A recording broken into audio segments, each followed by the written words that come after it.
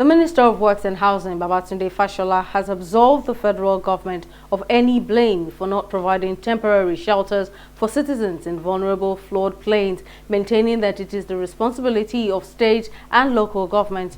According to him, his ministry has identified 154 places across the country that had been damaged by the recent floods. Although he could not tell specifically where the affected places were, he said his ministry came up with 80 billion naira as funds needed to address the damage.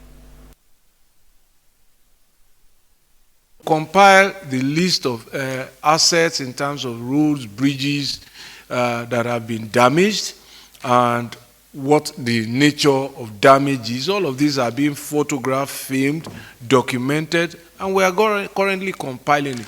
But we haven't finished because there are some places where the flood waters have not fully receded, and therefore we cannot access those places. We have to wait. So in those places, for example, it is rescue, recovery that is going on there until when the flood water recedes.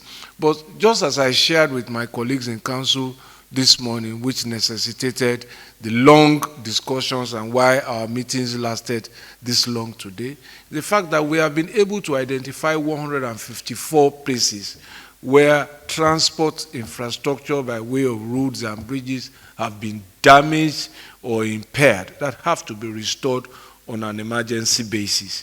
But the report is not complete. And this is work being done in collaboration with members of the National Assembly and our offices. The initial costs that we're looking at with those places alone, and we haven't finished, is in excess of 80 billion naira, but we haven't finished. So our work requires some methods to be applied.